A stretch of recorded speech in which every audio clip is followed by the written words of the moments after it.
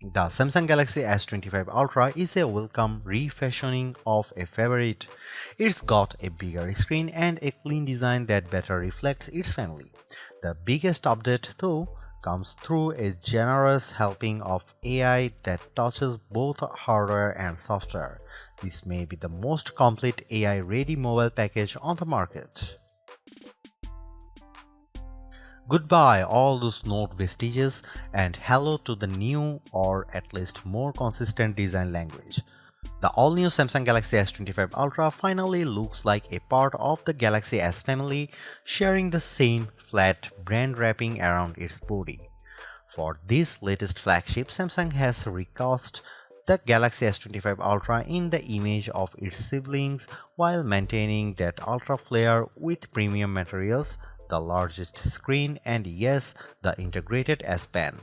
Like the rest of the line, the Galaxy S25 Ultra now features Qualcomm's best mobile CPU, the 3nm Snapdragon 8 Gen L8 for Galaxy, which promises to be faster and more efficient than anything the Galaxy S line has run before. Samsung told us this is actually a custom version of the processor but didn't go into detail.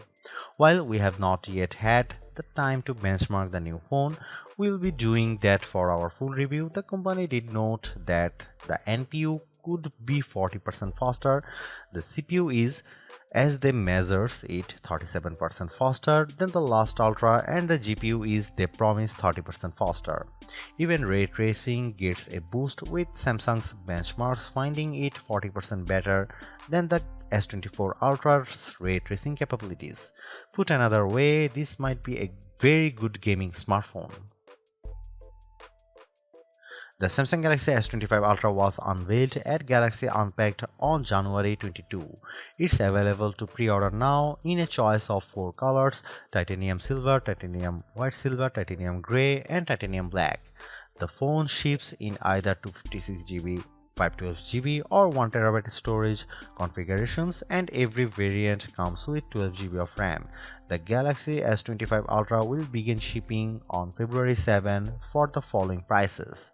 The 256GB variant is $1,299, the 512GB variant is $1,419, and the 1TB version is $1,659. The Samsung Galaxy S25 Ultra looks and feels good, and while some might prefer the Galaxy S24 Ultra's more rounded styling, the S25 Ultra is 15% lighter and as a result feels better in the hand. It's also still rated IPX68 for water and dust resistance. Samsung has mostly chosen to leave the screen technology as it is, covered in more scratch-resistant Gorilla Glass Armor 2. The display still has a sharp and pleasing QHD Plus resolution, but it is slightly larger than the S24 Ultra's at 6.9 inches instead of 6.8 inches diagonally. Samsung did this not by making the phone larger, but by shrinking the bezel by 15%.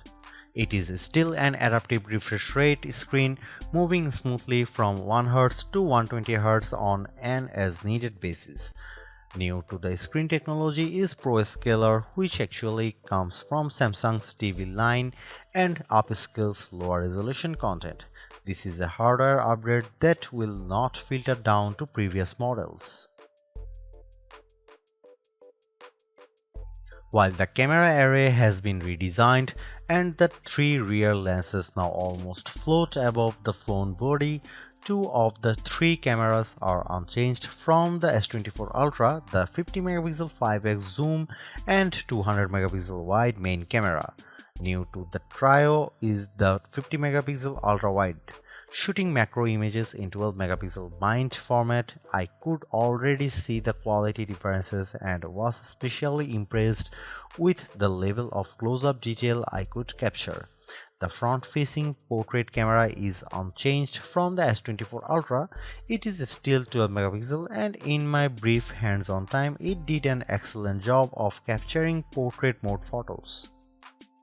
I may be disappointed that Samsung didn't bring back its optical 10x zoom from the S23 Ultra, but the 10x zoom that crops in on the higher pixel count zoom will probably satisfy most people.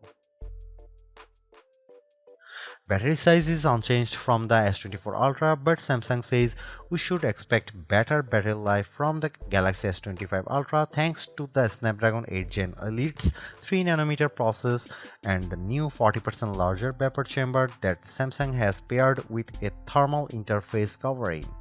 The TIM sits right on top of the CPU and the vapor chamber is on top of that to deliver more efficient heat dissipation, which can extend better battery life. Speaking of the battery, Samsung says the phone is QI2 compatible, but that support is not built into the phone. In the other words, the phone will work with an external accessory that supports the updated wireless charging system. Perhaps the biggest upgrade over the S24 Ultra is the Samsung Galaxy S25 Ultra's impressive AI capabilities. This is more than just a Galaxy AI upgrade. Samsung has infused AI throughout the system and given it broader capabilities that span across Samsung and Google apps. The company is calling it cross-section apps. Smart Select is, well, smarter now, with the ability to recognize on-screen elements and then make suggestions about what you might want to do AI-wise with the image. For instance, it could suggest a straight generative edit or making a GIF. Circle to Search is now orally capable with the ability to identify sounds in a video. It is also adept at naming the tune. I pressed the home button, tapped the new music note icon, and began humming Hot to Go by Chapel Roan. The AI got it right, bringing up the music video from YouTube in Google search. It did similarly well with my terrible hum of Fly Me to the Moon. The recognition isn't instant. You have to know more than a few words, and the software will prompt you to keep going as necessary. AI-assisted search is now more agnostic.